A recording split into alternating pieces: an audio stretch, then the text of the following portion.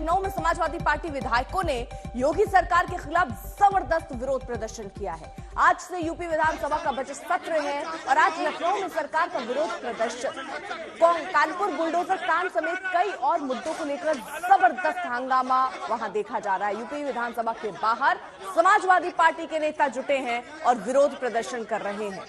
अभिषेक मिश्रा हमारे सहयोगी जुड़ चुके हैं और अपडेट के साथ। अभिषेक, अगर आप वहां पर हैं तो तस्वीरें दिखाइए, किस तरीके का हंगामा? देखिए, बिल्कुल अर्पिता, यूपी विधानसभा सत्र का आज पहला दिन था और समाजवादी पार्टी तमाम मुद्दों पर सरकार को घेर रही थी। लेकिन तस्वीर अभी यह है कि तमाम मार्शल्स ने, तमाम सुरक्षा कर्मियों ने मीडिया को बाहर कर दिया है। अभी तक के समय में कभी ऐसा नहीं हुआ कि विधानसभा की कार्रवाई के दौरान मीडिया कवरेज के लिए गई हो और कोई तस्वीर ना आए। लेकिन जैसे ही वहां विरोध बढ़ा, उसके बाद में तमाम पत्रकारों को वहां से बाहर कर दिया गया। और हम बाहर की तरफ आप देखेंगे, तमाम पत्रकार यहाँ पर इस वक्त खड़े हुए हैं। समाजवादी पार्टी धरने पर बैठी है मुख्य गेट के सामने। हमारे से बातचीत की थी मनोज पांडे ने, शिवपाल यादव ने भी कहा इस बात को कि इस पूरे सत्र में सरकार के खिलाफ तमाम जितने मुद्दे हैं उसको आप उठाने का प्रयास होगा। लेकिन इस वक्त देखिए, अब इस वक्त डीसीपी सेंट्रल यहां पर आई हैं और बड़ी मुश्किल से अब मीडिया को अलाउ किया जा रहा है। आप देखेंगे किस तरीके से पूरी कार्रवाई के दौरान समाजवादी पार्टी बार बार इस बात को कहती रही तमाम मुद्दों को लेकर के। लेकिन मीडिया के साथ में अभी पहले कभी ऐसा नहीं हुआ था, लेकिन अब जो है यहाँ पर पुलिसकर्मी जो है वो लेने के लिए मीडिया कर्मी को यहाँ पर इजाजत दी है। और सीधे तौर पर अगर आप देखेंगे तो समाजवादी पार्टी के विधायकों को रोकने की कवायद थी। यहां पर आप देखिए, ठीक मेरे सामने यहां पर जो है तमाम विधायक धरने पर बैठे थे, उनको यहां से हटा दिया गया है। कहा गया कि चूंकि गार्ड ऑफ ऑनर होना है राष्ट्रपति महोदया का, तो ये तमाम पोस्टर्स आप देखेंगे इनको यहां से हटा दिया गया। और यहाँ कुछ समय पहले, लगभग 5 मिनट पहले यहाँ पर तमाम जो विधायक थे वो पहुंचे हुए थे, लेकिन मीडिया को हटा करके यहां पर तमाम विधायकों को यहां से हटा दिया गया है। सदन 11 बजे शुरू होगा। राष्ट्रपति महोदया को आज अभिभाषण देना है। बजट सत्र की शुरुआत 22 फरवरी से होनी है। लेकिन उसके पहले की तस्वीरें अगर आप देखें तो किस तरीके से है, सुरक्षा का जो घेरा है उसे काफी महत्वपूर्ण किया गया है और पूरी तैयारी यहां पर इस वक्त हो रही है राज्यपाल महोदया के आने की। लेकिन सरकार के खिलाफ समाजवादी पार्टी ने आज पहले दिन से ही कमान संभाल रखी है। चाहे कानपुर देहात की घटना हो, महंगाई के मुद्दे को लेकर, बेरोजगारी के मुद्दे को लेकर, किसानों के मुद्दे को लेकर के यहाँ पर सीधे तौर पर आज घिरती हुई नजर आ रही है। जिस तरीके से सवाल किए जा रहे हैं कि आखिर क्यों नहीं सुरक्षा कर्मियों ने मीडिया को जाने की अनुमति नहीं दी, लेकिन कोई जवाब नहीं दिया जा रहा। और जो तस्वीरें आज सुबह हमने देखी वो सीधे तौर पर बताने के लिए काफी है कि इस बार का यूपी विधानसभा का बजट सत्र सरकार के लिए कितनी चुनौती लेकर के आएगा, क्योंकि पहले दिन के पहले घंटे से ही समाजवादी पार्टी तमाम मुद्दों पर सरकार को घिरती नजर आ रही है। जी बिल्कुल, आप रहिए और नजर बनाए रखिए, पल पल की अपडेट हम आपसे लेते रहेंगे। तो यहाँ उत्तर प्रदेश की तस्वीरें हमने आपको दिखाई, किस तरह की जबरदस्त हंगामा हो रहा है। और अब आपको लिए चलते हैं बिहार, जहां नीतीश के घर के कुछ दूर ही किस तरीके से क्राइम ने तांडव मचाया है, दिखाते हैं।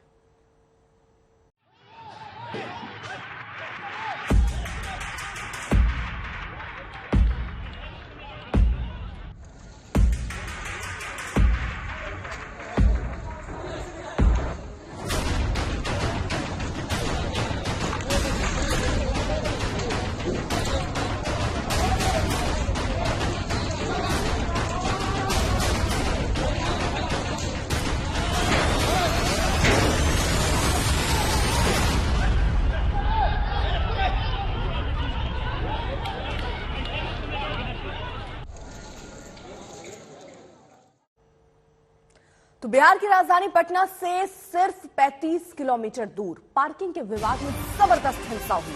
वहां कल 2 लोगों की हत्या के बाद आगजनी हुई, पथराव हुआ, तनाव अभी भी बना हुआ है। हिंसा के दौरान अन्य लोग गंभीर भी हुए हैं। हालात अभी भी तनावपूर्ण है। मौके पर पुलिस तैनात, एक मकान और कम्युनिटी हॉल आग के हवाले कर दिया गया। कार भी शोलों में तब्दील हो गई। सड़कों पर पुलिस के खिलाफ जबरदस्त पथराव हुआ। पटना सिटी के जेठेलू इलाके में एक दबंग ने कुछ लोगों के साथ मिलकर एक परिवार को गोलियों से छलनी कर दिया। ताबड़तोड़ फायरिंग में रात तक 2 लोगों की मौत हुई, जबकि गोलियों से जख्मी 3 लोगों की स्थिति नाजुक हो गई। अब इलाके में तनाव है, लिहाजा पुलिस बलों की तैनाती जबरदस्त है।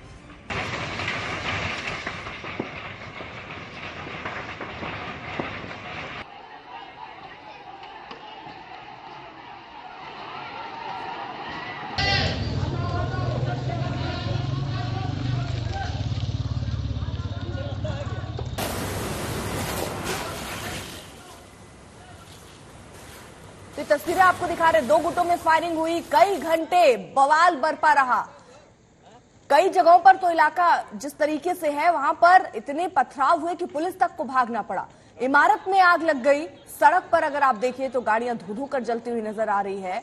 और ये हाल मुख्यमंत्री के निवास से कुछ ही किलोमीटर दूर हुए घटने के बाद है। बिहार बेहाल है, पटना में जबरदस्त बवाल है।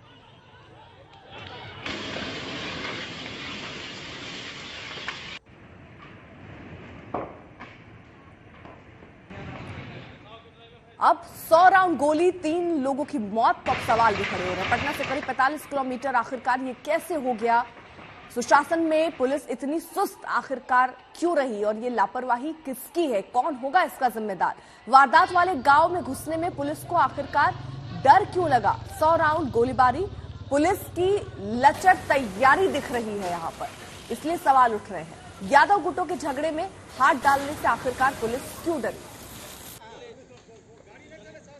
मसूद साहब उनसे जानने की कोशिश करते हैं। सर, क्या जानकारी मिली है, किस तरीके का माहौल अभी है? ये नदी थाना अंतर्गत जेठुली गांव है। वहां पे 2 पक्षों में विवाद हुआ किसी छोटी सी बात को लेकर, लेकिन वो विवाद बढ़ गया और गोलीबारी भी हुई। उसकी सूचना हम लोगों को मिली है। कुछ लोग इंजर्ड हुए हैं, एक की मृत्यु की खबर है हम लोगों को। इसके बाद वहां पे 2 गांव में थोड़ा हिंसा हुआ और हम लोगों ने रिस्पॉन्ड किया। पुलिस फोर्स वहां पहुंची। हालांकि फोर्स जो गांव की पॉपुलेशन के हिसाब से उतना नहीं थी, तो कंट्रोल करने में थोड़ा हम लोगों को समय लग रहा है। अभी और फोर्स हम लोगों ने रीइंफोर्समेंट मंगाई है और फोर्स इकट्ठा हो गई है। अभी हम लोग फिर गांव में जा करके वहां पे सामान्य स्थिति स्थापित करेंगे। इसमें हम लोगों ने अरेस्टिंग भी करी है, जो दोषी है उनको पकड़ा भी गया है। और इसके अलावा हम लोग अब यही प्रयास कर रहे हैं कि किस तरह सामान्य स्थिति हम लोग स्थापित करें। कितने लोग की अब तक गिरफ्तारी हो पाई है इसमें? अभी करीब हम लोगों ने 5 से 7 लोग अरेस्ट किए हैं। अभी हम लोगों को देखना है, अभी और भी इसमें जो कल्प्रिट्स हैं उन लोगों को अरेस्ट करेंगे।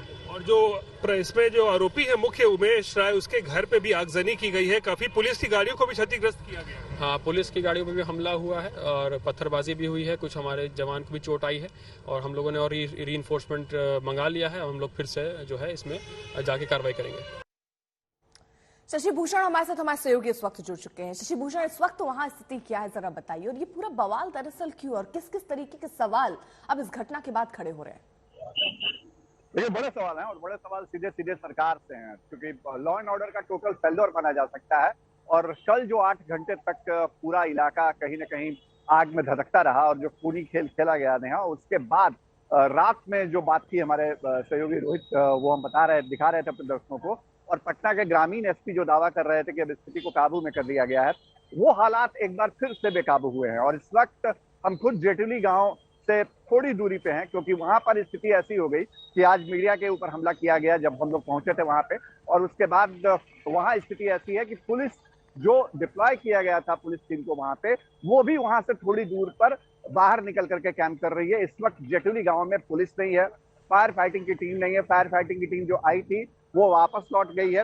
और आज भी नए सिरे से जो आगजनी की घटना हुई है वो हुई है और साथ ही साथ जो कई गाड़ियां हैं उसको आग लगाई गई है वहां पे। लेकिन हालात को देखने के लिए ना तो प्रशासन वहां अंदर जा पा रहा है और मीडिया की टीम जो गई उसके ऊपर भी हमला हुआ। इस वक्त सिचुएशन जो है वो टोटल आउट ऑफ कंट्रोल कहा जा सकता है। और बड़ा सवाल इसलिए भी क्योंकि राजधानी से सटा हुआ इलाका है, पटना सिटी के अंदर ये जेठुली गांव आता है। और अगर हम बात करें मुख्यमंत्री आवास या जो पुलिस हेडक्वार्टर है, तो उससे तकरीबन 40 किलोमीटर की दूरी है। उसके बावजूद आखिर क्यों नहीं यहाँ पर भारी तादाद में पुलिस बल तैनात की जा रही है? स्थिति को नियंत्रित करने के लिए जो प्रशासन है वो क्यों नहीं मुस्तैदी से काम कर रहा है? ये एक बड़ा सवाल है। और सवाल और भी उठ रहे हैं, खासतौर पे जिस तरह से जो मामला हुआ, जो 2 गुटों में वर्चस्व की लड़ाई है, उसमें यादव वर्सेस यादव का मामला है, तो इसको राजनीतिक नजरिए से भी देखा जा रहा है। लेकिन स्थानीय लोग जो कारोबार करने वाले हैं और जहां इस वक्त जो बाजार है जहां हम खड़े हैं, वहां भी लोग चिंतित हैं, क्योंकि यहाँ से थोड़ी ही दूरी पे ये घटना हुई है और वहां आज नए सिरे से आगजनी की वारदात जो सुबह हुई है। नेहा, ठीक है, आप रहिए जरा साथ। तो अब देखिए जिस तरीके की वारदात हुई है, अब प्रतिक्रियाएं भी आनी शुरू हो गई हैं और राजनीतिक रंग भी ये पूरा मुद्दा लेता जा रहा है। क्या प्रतिक्रियाएं आ रही है आपको, जरा सुनवाते हैं। फतुआ में जो कल गोलीबारी की घटना हुई है, उस पर पुलिस प्रशासन ने त्वरित कार्रवाई करते हुए 7 लोगों को धर दबोचा है और गिरफ्तार किए गए हैं 7 लोग। पुलिस प्रशासन अपना काम कर रहा है। कानून अगर कोई भी तोड़ेगा, चाहे वो कोई भी हो, उसे सलाखों के पीछे भेजा जाएगा, कड़ी कार्रवाई होगी। नीतीश तेजस्वी की सरकार में कानून का राज है और अपराधियों को खुली चेतावनी दे दी गई है, या तो वो अपराध छोड़ दें या फिर वो बिहार छोड़ दें। जो भी घटना घटी है, जो भी उसमें दोषी होंगे, वो सारे लोग के ऊपर कड़ी कार्रवाई होगी, सारे सलाखों के पीछे होंगे। इस तरह से कल फतवा में गोलीबारी हुई, इसको लेकर के बीजेपी हमारे विरोधी बेचैन ना हो। ये बीजेपी जिस तरह से उछल रही है और बेचैनी में है, तो बेचैन भारत बीजेपी ना बने। कानून का राज है और इसे कोई नहीं खराब कर सकता है। कहाँ बाकी है क्या होने के लिए? यहाँ डिप्टी सीएम साहब हैं, आप हमको बताइएगा ना कि डिप्टी सीएम साहब का क्षेत्र होता है। भाई पटना सुरक्षित नहीं होगा तो क्या सुरक्षित होगा? बेटा का कौन किसका मुख्यमंत्री बनेगा, इसकी नारी खोखी से फुर्सत होगा तब ना। सीएम बनेंगे कुशवाहा, सीएम बनेंगे मांझी जी का बेटा, सीएम बनेंगे तेजस्वी जी, सीएम बनेंगे चिराग जी, फलना जी, अखबार पीडीएफ सब इसी में होड़ में लगा हुआ है। मतलब सीधी बात है कि राजनीति हो रही है और पब्लिक जाए भाड़ में। बिल्कुल, सिर्फ इस बिहार में राजनीति हो रही है, गाली गलौज हो रहा है, मुखिया को मार दिया सबको, इसके अलावा कुछ नहीं हो रहा है। महागठबंधन की सरकार पूरी तरह फेलियर है और जिस तरह से क्राइम हो रहा है और अभी जो वारदात हुआ है पटना सिटी के जेठिया गांव में, तो आप देखिए किस प्रकार की राइवलरी हो रही है और लोगों में और लोगों की मौतें हो रही हैं। और डीजी साहब क्राइम मीटिंग कर रहे हैं, हद हो गया साहब। एक तरफ क्राइम मीटिंग चल रही है और दूसरी तरफ गोलियां चल रही हैं और लोगों की जानें जा रही हैं। इस सरकार को सत्ता में बने रहने का कोई हक नहीं है। टोटल फेलियोरसी है लॉ एंड ऑर्डर की। और जिस प्रकार से हालात हो गए हैं, मुझे लगता है कि बिहार के अंदर राष्ट्रपति शासन लगने की जरूरत है। यह सरकार बिल्कुल नहीं चलेगी। क्राइम, करप्शन, सारी चीज में टोटली फेलियर है। शशि भूषण हमारे सहयोगी लगातार मौजूद है। बीजेपी की तरफ से तो यहाँ राष्ट्रपति शासन लगाने की मांग तक उठती चली आ रही है शशि भूषण, लेकिन आप क्योंकि वहां पर ग्राउंड पर हैं, आप स्थितियां देख पा रहे हैं। पुलिस की टीम जो पहले पहुंची थी वो वहां से चली गई थी। ये कहा गया कि भारी तैनाती जितनी पुलिस की होनी चाहिए उतनी संख्या नहीं थी, दूसरा पक्ष ज्यादा था। क्या ये दलील सही है या इसके पीछे कोई और वजह है, जैसे सवाल अब उठ रहे हैं? देखिए अर्पिता, सवाल जो उठ रहे हैं वो ऐसा नहीं है कि केवल राजनीति ही है। सवाल यहाँ हम जहाँ मौके पे खड़े हैं वहां से भी हम उठा सकते हैं। और जो स्थिति हमको दिख रही है, जो घटना हुई कल, जहाँ पर कम्युनिटी हॉल जो मैरिज हॉल है उसको आग लगाई गई, जो उमेश राय हैं आरोपियों में से एक, उसके घर को आग के हवाले किया गया। उसके बाद आज फिर नए सिरे से आगजनी की घटनाएं हुई हैं। आज एक कार में आग लगा दी गई जो एक घर में खड़ी थी। और ये तमाम जो घटनाएं हुई हैं उसके बीच जो पुलिस या प्रशासन को जो मुस्तैदी दिखानी चाहिए वो मुस्तैदी दिख नहीं रही है। तो सवाल तो उठना लाजमी है। और देखिए, ये हम बिहार के किसी दूर के जिले की बात नहीं कर रहे हैं। ये राजधानी पटना से सटा हुआ इलाका है, पटना सिटी का इलाका है जेटुली। ठीक है, आज के समय में 4 लेन बन चुका है। एक दौर में यही जो मुख्य सड़क हुआ करती थी पटना को जोड़ने के लिए, फतुहा से पटना की जो सड़क है। लेकिन पटना में तमाम पुलिस के अधिकारी बैठते हैं, सरकार बैठती है, नीतीश कुमार खुद बैठते हैं, डिप्टी सीएम बैठते हैं, डीजीपी, आईजी, डीआईजी या जो दूसरे अधिकारी हैं, पटना के एसएसपी भी आ सकते हैं यहाँ पे। लेकिन कोई अभी यहाँ नहीं है। तो ये सवाल तो कई सवाल देखिए यहाँ पर खड़े होते हैं। और इस बीच एक और बड़ी खबर आ रही है, वो भी बिहार के आरा से ही है। बदमाशों ने किस कदर तांडव मचाया, इस खबर से समझिए। 3 अलग अलग जगहों पर गोलीबारी हुई है। गोलीबारी में 3 लोग घायल हुए हैं। तो बिहार के आरा में गोलीबारी से दहशत का माहौल भी है, लोग डरे हुए हैं। तो आलम कुछ ऐसा, अलग अलग घटनाएं बिहार से सामने आ रही है। एक और बड़ी खबर बिहार के आरा से ही, जहां बदमाशों के हौसले इस कदर बुलंद है कि सरेआम गोलियां बरसाते हुए चल रहे हैं। एक जगह नहीं, 3 अलग अलग जगहों पर गोलीबारी हुई और इस गोलीबारी में 3 लोग घायल हैं, अस्पताल में उनका इलाज चल रहा है। तो बदमाश पूरी तरीके से बेखौफ नजर आ रहे हैं, न प्रशासन कुछ कर पा रहा है। और ये कहा जा रहा है कि सरकार अपनी ही चीजों में व्यस्त है, कानून व्यवस्था पर ध्यान देने वाला कोई नहीं। बढ़ रहे आगे, दिल्ली में ही बीती रात असदुद्दीन ओवैसी के आवास पर पथराव की वारदात हुई और यह आरोप उन्होंने खुद ट्वीट करके लगाया है। देर रात ओवैसी ने ट्वीट किया, मेरे आवास पर फिर से हमला हुआ। 2014 के बाद यह चौथी घटना है। आज रात जयपुर से लौटा तो घरेलू नौकर ने बताया कि कुछ बदमाशों ने पथराव किया, इसमें कुछ खिड़कियां टूट गईं। दिल्ली पुलिस को उन्हें तुरंत पकड़ना चाहिए। इस ट्वीट के बाद पुलिस की टीम मौके पर पहुंची और पड़ताल शुरू की है। तो हालांकि उन्होंने ट्वीट खुद किया और ये बताया कि 2014 के बाद से ऐसी चौथी घटना है जब उन पर हमला हो रहा है। आज रात मैं जयपुर से जब लौटा तो मेरे नौकर ने बताया कि कुछ बदमाश यहां पर आए थे जिन्होंने पथराव किया। जो ये कांच है वो इस पथराव की वजह से टूटे हैं। उन्होंने लिखा कि दिल्ली पुलिस को उन्हें तुरंत पकड़ना चाहिए, कार्रवाई होनी चाहिए।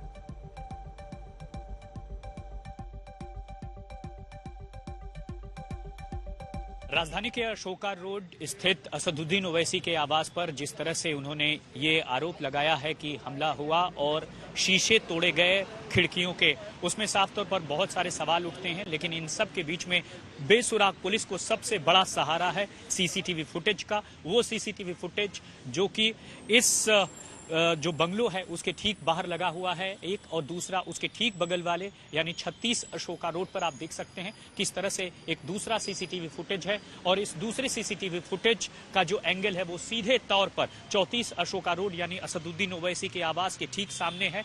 जाहिर तौर पर पुलिस इस फुटेज के जरिए ये पता लगाएगी कि आखिरकार इस पूरे हमले के पीछे कौन है। लेकिन इस हाई सिक्योरिटी जोन में इस तरह की घटना के बाद बहुत सारे सवाल उठ रहे हैं, क्योंकि ठीक आवास के दूसरी तरफ सड़क पार करके जो आप बाउंड्री देख रहे हैं वो कोई और नहीं बल्कि पुलिस हेडक्वार्टर है। ऐसे में पुलिस हेडक्वार्टर के ठीक सामने एक लोकसभा सांसद के घर पर इस तरह का हमला ये दिखाता है और साफ तौर पर चुनौती देता है कानून व्यवस्था को कि पकड़ सको तो पकड़ लो। साजिद के साथ राम किंकर सिंह, अशोक रोड, आज तक। अब बात बागेश्वर धाम वाले बाबा की। बागेश्वर धाम में धीरेन्द्र शास्त्री धार्मिक अनुष्ठान भी कर रहे हैं। इसमें कई साधु संत शामिल हुए। आखिरी दिन यानी रविवार को धीरेन्द्र शास्त्री ने ईसाई बन चुके 220 लोगों की हिंदू धर्म में वापसी कराई है। अब बाबा की माने तो उनकी घर वापसी कराई गई है। लगे हाथ उन्होंने कहा कि उन्हें ख्याति नहीं चाहिए, ना ही कोई पार्टी उनसे किसी तरह की अपेक्षा करे। मंच से बाबा ने हिंदू राष्ट्र के नारे भी लगाए। बागेश्वर बाबा ने कहा कि मुझे पॉपुलैरिटी नहीं चाहिए, सिर्फ रामचरितमानस को राष्ट्रीय ग्रंथ और हिंदू राष्ट्र देखना वो चाहते हैं। धीरेन्द्र कृष्ण शास्त्री ने अपील की कि बीमार लोगों को यहां मत लाओ, खुद आ जाओ, भभूति ले जाओ, अर्जी लगा दो और जब राहत मिल जाए तो यहां ले आओ। ना तो हमें पॉपुलैरिटी चाहिए, हमको तो केवल भारत में रामचरितमानस राष्ट्रीय ग्रंथ और सनातन धर्म की व्यापकता और हिंदू राष्ट्र चाहिए। हमारी ना सरकार से मांग है, ना हम किसी सरकार या पार्टी के पक्षधर हैं, ना आंतरिक न बाहिक। और हम बड़ी गंभीरता पूर्वक प्रार्थना करें, कोई भी पार्टी हमसे ये अपेक्षा मत रखना आशीर्वाद के अलावा। ये भी हम स्पष्ट आज कर देते हैं, हम तो केवल बालाजी से प्रार्थना जानते हैं। हम अपने इष्ट से प्रार्थना करेंगे विश्व का मंगल हो, और जो हमारे बागेश्वर बालाजी के चरणों में आवे उसकी मनोकामना पूरी हो। इनमें से कुछ लोग चर्च जाते थे, कुछ लोगों ने ईसाई धर्म अपना रखा था, बाकी उनका परिवार है, सब नहीं है, बाकी उनका परिवार है। तो वह लोग आज अपनी इच्छा से धर्म जागरण मंच के साथ यहां पर आए हैं कि हमको पुनः, ये सनातनी ही है, कोई दूसरे धर्म में नहीं पहुंचा है, क्योंकि धर्म सिर्फ सनातन है। ये सनातन धर्म में पुनः अपनी संस्कृति को मानने का संकल्प लेने बागेश्वर धाम आए हैं। कुछ इनकी मर्यादा है, इसलिए इनकी मर्यादा के कारण हम नहीं चाहते कि इनकी जगत हंसी हो या टीवी पर इनकी चर्चा चले। आप लोगों से एक ही प्रार्थना, भूल है सबसे होती है। लोग हमसे कहते हैं महाराज जी, एक व्यक्ति हमसे कह रहा था आप बड़े रंग बिरंगे रहते हो। एक पत्रकार हमसे कह रहे थे बड़े रंग बिरंगे, लाल टोपी, लाल कपड़ा, कभी कुछ। हमने कहा जब दुनिया ही सतरंगी है, हमारी धनुष इंद्रधनुष में ही 7 रंग हैं, तो हम 3 रंग पहन लें तो क्या दिक्कत? और किसी को दिक्कत है वो 5 रंग पहने। तो बीच बीच में आओ, पेशी करो। हमें यह भी पता है कि कुछ तो पर्चा के चक्कर में बैठे, पर हम बड़ी विनम्रता पूर्वक कह दें, पर्चा बनेगा। और व्यासपीठ के सामने खड़े होकर कह रहे हैं, बनेगा। सीधे आपको लिए चलते हैं भगत सिंह कोश्यारी क्या कह रहे हैं, उनसे खास बातचीत की हमारे सहयोगी ने। नहीं, आपका कॉन्टेक्स्ट सही होगा, लेकिन उसके बावजूद भी मेरा सवाल यह है कि विपक्ष ने उस मुद्दे को उठाया, वहां तक ठीक है। आपके पार्टी के खुद के नेताओं ने जो अब तक आपको सपोर्ट कर रहे थे, देखो, वो खुद उन्होंने बोलना शुरू किया कि आपको वहां से निकालना। मैं राज्यपाल के रूप में आने से पहले बीजेपी से इस्तीफा दे चुका हूं और आज यहाँ आया हूँ। आज भी मैंने कोई बीजेपी ज्वाइन नहीं कर रखी है, ठीक है। तो इसलिए आपकी पार्टी क्यों कहते हैं? चलिए ठीक है, बीजेपी के नेताओं ने आपको सपोर्ट नहीं किया। मैं अलग तरीके से पूछ लेता हूं। चंद्रकांत दादा पाटिल का बयान पढ़ लिया होगा, बावनकुले का बयान पढ़ लिया होगा, अपने देवेंद्र फडणवीस ने 10 बार कहा है, आपके टीवी पर भी कहा, सब पर कहा है। हम तो उदयन राजे भोसले का बयान भी देख रहे हैं। आखिर हर एक पार्टी में अगर एक आध आदमी अपने इससे बोलता है तो क्या आप ये सोचते हैं कि सब ऑथराइज सब एक ही बोल रहे हैं? आपको नहीं लगता कि उसके वजह से उनको लग रहा था कि अब हमारे लिए, क्योंकि भाजपा के साथ भगत सिंह कोश्यारी का नाम जुड़ चुका है, अब ऐसे में आपकी वजह से उनको दिक्कत आना शुरू हो जाएगा। इसके लिए बेटर है कि आप यहाँ से जाइए। मेरी बात सुनो जी, न तो कोई मुझे वहां से भेज रहा था, न मुझे किसी ने वहां से भेजना था, ठीक है नहीं। और मैंने, अगर आप जब प्रधानमंत्री जी उद्घाटन करने आए थे जी हमारे राजभवन का, तब भी कहा था कि मैं इच्छुक नहीं था। ये आपका स्नेह और प्रेम और विश्वास था कि इसके लिए मैं महाराष्ट्र आया हूँ। तो इसलिए महाराष्ट्र जाने न जाने वो तो बात ही अलग है। और एक दो उन्हें कोई बयान दिया, ठीक है, उनका व्यक्तिगत मत है, और उसको भाजपा मेरा समर्थन करे, मैं ये मानता भी नहीं हूँ, क्योंकि कोई किसी के समर्थन के लिए थोड़ी मैं अपना काम करता हूँ। कहीं पर मेरी गलती होती है तो किसी के नुकसान के लिए थोड़ी करता हूँ। नहीं, ठीक है ना, आपने जानबूझकर नहीं किया होगा, लेकिन बीजेपी ने ऐसा सोचना शुरू किया कि आपके बयान उनको एम्बैरस कर रहे हैं। ये आप उनसे, वो एम्बैरसमेंट से बचने के लिए उन्होंने आपके खिलाफ मोर्चा निकाला जी। ये बीजेपी के लोगों से पूछो, मेरे से मत पूछो। अभी आपका बीजेपी से कोई संबंध नहीं है? नहीं, बीजेपी माने बीजेपी, ये वहां के लोगों को आपको लगता था, उनसे पूछो, मुझसे क्यों पूछ रहे हो? मुझे तो कोई लगता ही नहीं। ठीक है सर, मेरा बयान सही था जी। मैं ये मानता हूं कि मेरे बयान में कहीं कोई कमी नहीं थी। सर, 3 साल आपने महाराष्ट्र में बिताए, एज अ गवर्नर आपने बिताए। जैसे मैंने शुरुआत में कहा कि आप जब आए तब लग नहीं रहा था कि राजनीतिक स्थिति कुछ खास बदलेगी, क्योंकि चुनाव में बीजेपी शिवसेना जीतेगी ये तो दिख रहा था। सारे एग्जिट पोल बता रहे थे, सारे ओपिनियन पोल बता रहे थे, और उसी तरीके से हुआ, लेकिन पॉलिटिकल सिचुएशन बदल गई। मुझे सवाल ये पूछना है कि क्या ये जरूरी है कि हर जगह पे जहां पर बीजेपी का शासन नहीं है, जिस राज्य में, वहां पर राज्यपाल और वहां की राज्य सरकार का संघर्षमय पूरा कालखंड रहे? आपने भी उस संघर्ष को फेस किया, आपने अकेले पर वो फेस किया, क्योंकि आप उस चेयर में बैठे हुए थे। राजभवन में जो भी आरोप लग रहे थे उससे आप ये नहीं कह सकते कि भाई मेरा उससे लेना देना नहीं, क्योंकि आप उस चेयर में बैठे हुए थे। ये माहौल कहां से पैदा हुआ है? क्या जो कांग्रेस के समय में हुआ करता था, क्या वो इस समय में भी होना चाहिए? जगदीप धनखड़ अगर वहां पर राज्यपाल है तो उनका ममता बनर्जी के साथ संघर्ष होना ही चाहिए। आप यहां पर राज्यपाल है और आपके बीजेपी के खिलाफ सरकार है, तो वहां पर संघर्ष होना चाहिए। कहां क्या हो रहा है, क्यों ऐसा संघर्ष होता है? अगर आप इस संघर्ष के बजाय आप ये कहते कि देखो भगत सिंह, तुम पहले ऐसे राज्यपाल हो, आज तक शायद शिवनेरी सब लोग हेलीकॉप्टर से तो गए होंगे, मुझे नहीं लगता कि पूर्व मुख्यमंत्री और आज के प्रधानमंत्री नरेंद्र मोदी जी, चलो वो भी उसमें उम्र कम थी, वो पैदल गए। निक्की का मर्डर, राज 40 किलोमीटर। आगे बढ़ने से पहले इस केस से जुड़ी आपको बड़ी खबर देते हैं। साहिल गहलोत का पिता भी आपराधिक प्रवृत्ति का ही है। हत्या के मामले में जेल जा चुका है साहिल का पिता, और अब एक बार फिर बेटे के साथ बाप को भी पुलिस ने गिरफ्तार किया है। मामला हत्या का है। आज इन सभी आरोपियों की पेशी है। निक्की यादव मर्डर केस में ये बड़ा खुलासा सामने आया। साहिल के पिता का भी आपराधिक रिकॉर्ड है। हत्या के मामले में वो जेल जा चुका है।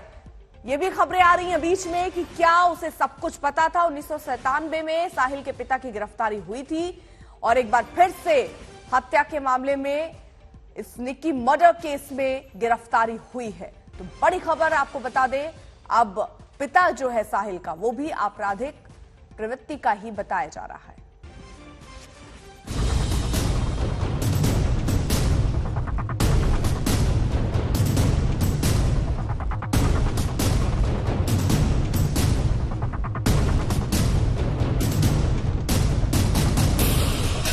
हिम्मत और हौसले के साथ हरियाणा के झज्जर शहर के एक छोटे से गांव से चलकर देश की राजधानी दिल्ली तक आती है एक लड़की। सपने लिए, उम्मीदें संजोए, लेकिन यहां एक शख्स पर भरोसा करना उसकी जान का दुश्मन बन जाता है। जिसके साथ दुनिया बसाती है, शादी करती है, वही शख्स उसका कार के अंदर गला घोट देता है।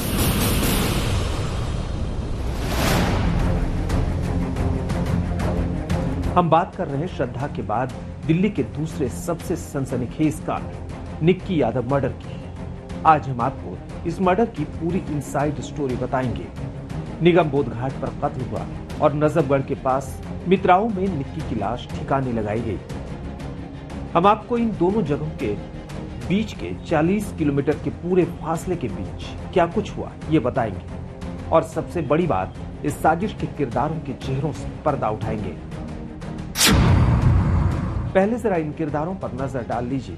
सबसे बड़ा आरोपी निक्की का पति साहिल गहलोत, साहिल के पिता वीरेंद्र सिंह जिनको कत्ल के बारे में पता था, भाई आशीष जो साजिश का भागीदार था, दूसरा भाई नवीन जो सिपाही है, ये भी साजिश का भागीदार, पहला दोस्त अमर जो सबूत मिटाने में साथ था और दूसरा दोस्त लोकेश जो साजिश का भागीदार और सबूत मिटाने में शामिल था। 10 फरवरी की सुबह करीब 9 बजे कश्मीरी गेट इलाके में जिस निक्की यादव की कार में बेरहमी से हत्या की गई थी, वो वारदात सिर्फ साहिल गहलोत ने अंजाम नहीं दी थी। इसका पूरा प्लॉट, पूरी साजिश बारीकी से बुनी गई थी। कई लोग इस साजिश में शामिल थे। पुलिस की जांच में खुलासा हुआ है कि साहिल के परिवार के कई सदस्य इस साजिश में शामिल थे। सबसे खौफनाक साजिश के कितने किरदार। पिता को पता था बेटा कत्ल करेगा, भाई बाखबर थे निक्की का कत्ल हो गया, दोस्तों को पता था लाश लेकर आ रहा साहिल। पुलिस के मुताबिक साहिल के पिता, 2 दोस्तों और 2 भाइयों में से भी कुछ को पता था कि निक्की का कत्ल हो गया। पुलिस की जुबानी सुनिए कि कैसे जश्न के बीच साहिल निकला अपनी पहली पत्नी का कत्ल करने। ये भी बहुत ही घिनौना कृत्य इसलिए भी है कि 9 तारीख को सगाई हो रही है, उस दिन पूरा जश्न मनाया जा रहा है। 9 की रात को 1 बजे, लगभग 1 बजे ये उनके पास जा रहे हैं। उसके फ्लैट में जाता है जो हमारा मेन अक्यूज्ड है साहिल। 1 बजे से लगभग 6 बजे तक उसके साथ वहाँ रहता है। तो सुना आपने कि कैसे जश्न के बीच एक खतरनाक साजिश लेकर साहिल निक्की के पास पहुंचा। उसके दिमाग में साफ था कि आज वो निक्की को रास्ते से हटा देगा। वहाँ से इसको गुमराह करके कि घूमने जाएंगे, पहले इधर निजामुद्दीन और फिर आनंद विहार होते हुए और ISBT कश्मीरी गेट की तरफ, और फिर वहाँ निगम बोध घाट का जो डिस्क्लोजर है और कुछ फुटेज भी है कि इसका भी कहना है कि वहाँ पे हत्या की जाती है। स्पेशल CP ने आपको बताई मर्डर तक की कहानी। अब हम आपको निगम बोध घाट से बितराव गांव तक की कहानी बताएंगे। फासला करीब 40 किलोमीटर है। कार में अगली सीट पर साहिल निक्की की लाश को बिठाकर बेल्ट बांध देता है और उसे लेकर मित्राऊ अपने ढाबे की ओर चल देता है। अब यहाँ साजिश के असली किरदार सामने आते हैं। साहिल अपने दोस्तों और भाइयों को रास्ते में ही बताता है कि उसने प्लान के हिसाब से निक्की का कत्ल कर दिया है। फिर ये लोग इसको ढूंढने निकलते हैं और 3-4 गाड़ियों में ढूंढने निकलते हैं कि वो कहाँ है। ये बीच में इसने फ़ोन भी ऑफ कर दिया था, तो ये इनको कहीं रास्ते में बुलाता है। तो उन 3-4 गाड़ियाँ जो ढूंढने निकली थी उसमें से एक गाड़ी में ये 4 लड़के थे जो गिरफ्तार हुए हैं, 2 कजिन और 2 दोस्त। वो बीच रास्ते में इसको मिलते हैं और वहाँ पे ये उनको सारी बात बताता है कि हाँ, जैसा प्लान था वैसे मैंने कर लिया है। पुलिस ने सीसीटीवी से लेकर मोबाइल की लोकेशन जैसे तमाम सबूतों की बिना पर इस केस को करीब करीब खोल दिया है। ये भी साफ हो गया है कि साहिल ने अकेले इस साजिश को अंजाम नहीं दिया, कई लोग इसमें शामिल थे। आज तक ब्यूरो।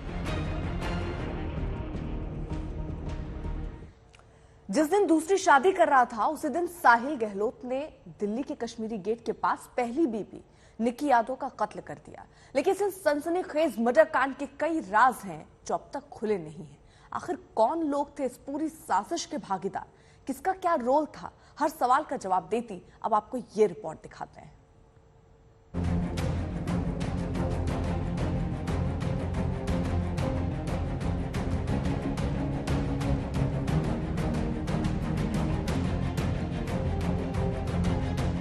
अब तक आपने निक्की मर्डर की इनसाइड स्टोरी में जान समझ लिया कि कैसे साहिल ने निक्की को गुमराह करके उसके बिंदापुर स्थित फ्लैट से उसको लिया और आनंद विहार निजामुद्दीन से लेकर कश्मीरी गेट घुमाने के बाद 3 घंटे के भीतर उसका कश्मीरी गेट के पास कत्ल कर दिया।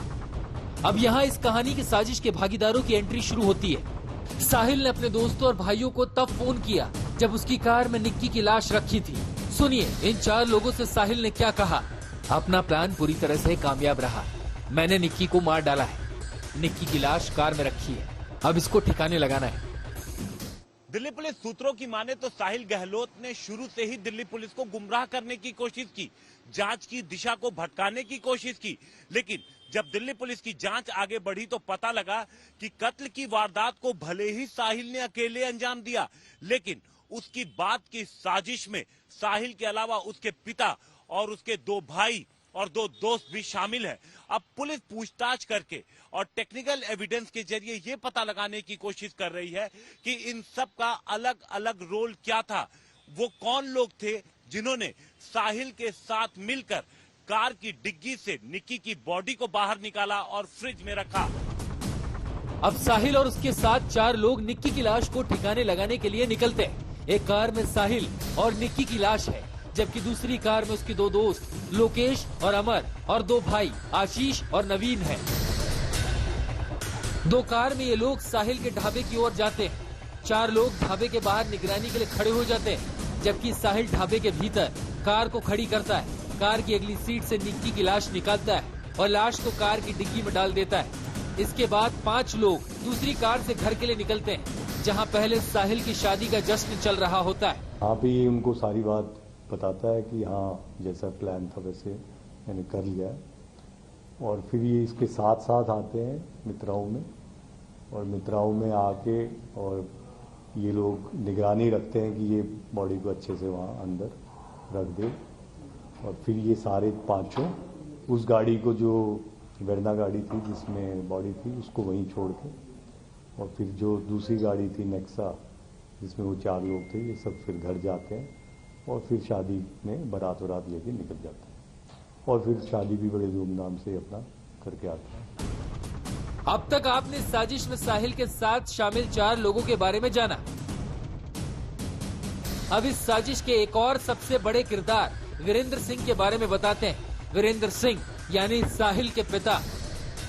वीरेंद्र सिंह को इस कत्ल का पहले से पता था कि उसका बेटा निक्की का कत्ल करके उसे रास्ते से हटाएगा ताकि दूसरी शादी कर पाए। जिस तरीके से इस पूरी वारदात को अंजाम दिया गया था, उसी को लेकर पुलिस को आशंका थी कि अकेले एक शख्स का काम नहीं है। और यही वजह है कि पुलिस ने जब साहिल गहलोत के पिता के रोल की जांच की तो काफी सच सामने आ गया। पुलिस को पता लग गया कि साहिल के पिता को सारी जानकारी थी, यहाँ तक कि आगे किस तरीके से लाश को ठिकाने लगाना है, इस साजिश में भी साहिल के पिता शामिल थे। अब पुलिस कश्मीरी गेट से मित्राऊ गांव तक के रूट के सीसीटीवी को भी खंगाल रही है, जिससे कत्ल की जगह से लेकर लाश छुपाने की जगह की हर कड़ी को जोड़ा जा सके। ये भी साफ है कि साहिल काफी शातिर था, इसीलिए उसने कत्ल के बाद निक्की के फोन से सारा डेटा डिलीट कर दिया, क्योंकि निक्की के फोन में हर वो सबूत था जो साहिल को कानून के शिकंजे में ला सकता था। लेकिन पुलिस अभी से काफी सबूत जुटा चुकी है। जो साहिल को उसके किए की सजा दिलाकर रहेंगे। हिमांशु मिश्रा के साथ आज तक ब्यूरो। तो क्या कोई यकीन कर सकता है कि बेटा कत्ल करने जा रहा हो, उसके बाप को इसकी पूरी खबर हो? पुलिस की पूछताछ में साहिल गहलोत ने जो राज उगले हैं उनमें से एक ये भी है कि वीरेंद्र गहलोत को बेटे का प्लान पता था। उसके दोस्त सबूत मिटाने में उसका साथ दे रहे थे, तो उसका एक भाई जो पुलिस में सिपाही है वो बता रहा था कि कानून